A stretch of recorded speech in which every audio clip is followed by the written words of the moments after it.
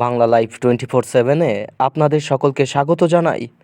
মমতা বেঈমান ও অহংকারী, আসন জট নিয়ে ফের আক্রমণ অধীরের। লোকসভা নির্বাচনে বাংলায় কংগ্রেসের সঙ্গে তৃণমূলের আসন রফা ঘিরে ক্রমশই ঘনাচ্ছে অনিশ্চয়তার মেঘ।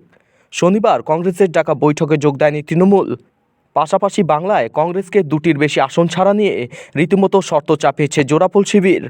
এই নিয়ে বাংলার মুখ্যমন্ত্রী মমতা বন্দ্যোপাধ্যায়কে ফের নিশানা করলেন প্রদেশ কংগ্রেস সভাপতি অধীর চৌধুরী। মমতাকে বেঈমান ও অহংকারী বলেও আক্রমণ করেছেন বহরমপুরের সাংসদ। বাংলায় কংগ্রেসের জন্য দুটি আসন ছাড়তে চায় তৃণমূল।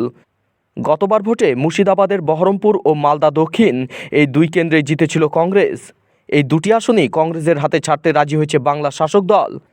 তবে মাত্র দুটি আসন ছাড়া নিয়ে জোড়াফুলের এই প্রস্তাবে রাজি হননি রাজ্যের কংগ্রেস নেতৃত্ব। জানিয়েই তৃণমূল ও কংগ্রেসের মধ্যে আসন সমঝোতা নিয়ে জট তৈরি হয়েছে।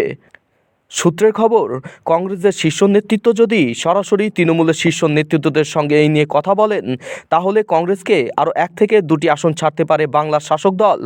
এই নিয়েই মমতাকে ফের টার্গেট করেছেন অধীর চৌধুরী।